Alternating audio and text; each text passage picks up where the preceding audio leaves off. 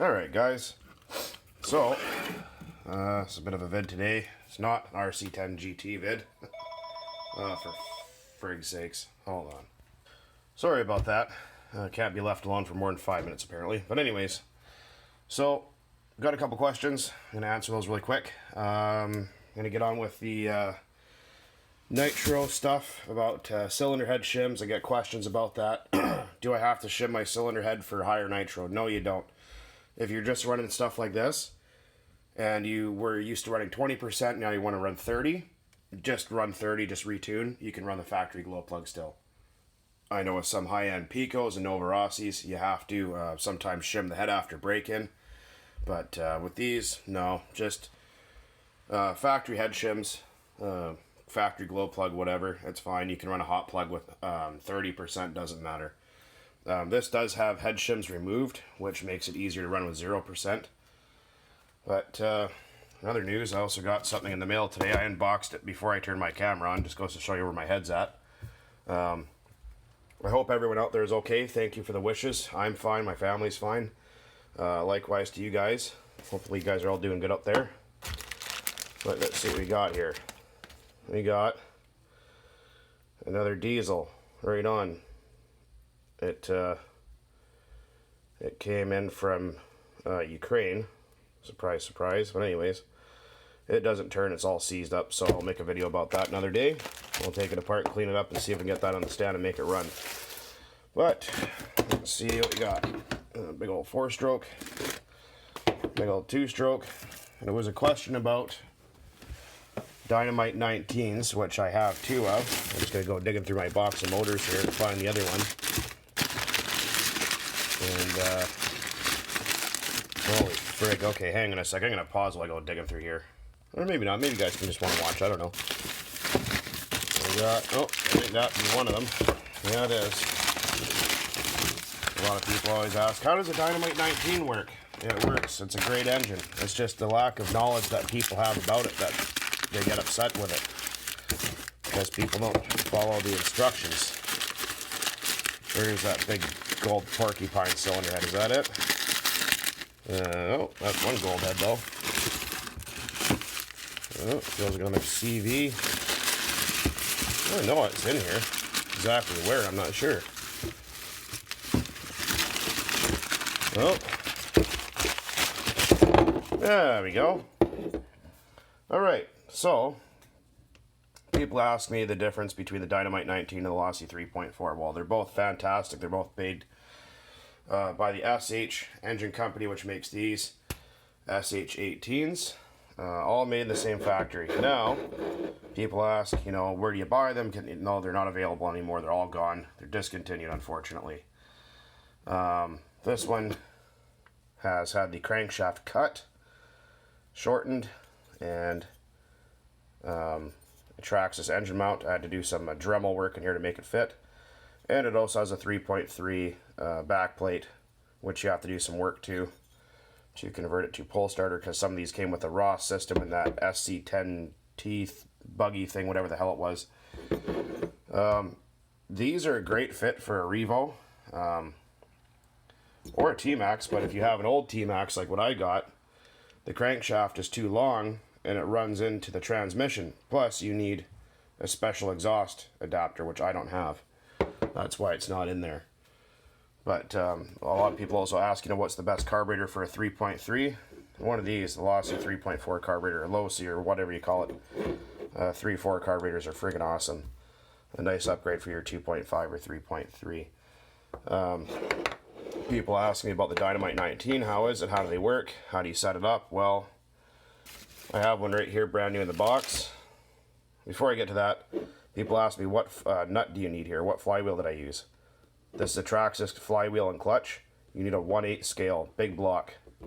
Like for one of these, nut, the crankshaft nut to hold that on, because these big block threads in there. But anyways, so the Dynamite 19, all the controversy surrounding it. Oh, I heard they're a bad motor, they're this, they're that, blah, blah, blah, blah, blah. Well, they're not. They're not a bad motor at all. It's what it is people that, it's user error, let's put it that way. People that don't know what they're doing wind up having issues. Or having, oh, bad review, oh, it doesn't run right, da da da. Yeah, the carburetor settings can be a little off from factory, just like this engine or just like the other SH. The SH line of engines all kind of seem to have the same carburetor tweak issue. But if you know how to tune, that's not a problem. These 38 fuel run fantastic. It's a spring setup in the back. You can modify that to make it better. The THS pipe is bar none better than the Traxxas stuff, but that's all I had for now. This is actually going back in this truck at a later date. This is coming out for something else. I'm not exactly quite sure yet. But, yeah, drop and uses a Traxxas pole starter. Use all that other racket. They have fixed all the issues with it. People said they had bearing issues. I have over 8 gallons of runtime on this engine and never had one single issue. I actually just recently replaced the glow plug in it. But yeah, so that just, you can see them both there. They're really nice engines. Too bad they don't make this one anymore. But like I said, if you can fit one of these, and I've seen them in Revos and T-Maxes lots over the years, this is a fantastic engine if you can get your hands on one. Absolutely great. Another thing about carburetors that everyone keeps asking me is, can you put the Dynamite 19 carburetor on a 3.3 or 2.5? No, you cannot. It will not fit. It's a different size. Actually, you can use the Dynamite 19 carburetor on an SH18. They're the same carburetor. You could actually put a SH18 rotary carburetor on a Dynamite 19 if you wanted. So hopefully that clears that up for you guys. And people ask me, what carburetor am I running on my Pro 15? Well, that's an SH18 carburetor. Same as what's on there, except it's the rotary style. Oh, it's going to make it run hot as hell. No, it doesn't. It makes it run really damn good, actually. Far better than the Traxxas carburetors.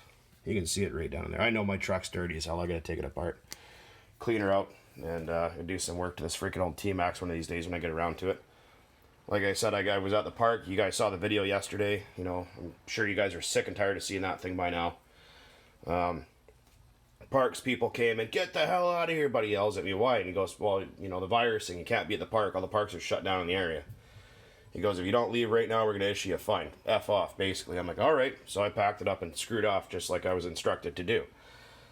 But, yeah, so hopefully that clears up a few things. Like I said, you don't have to shim your cylinder head if you're going to jump up to 30%. You can switch back and forth to 20, 0%, whatever you want.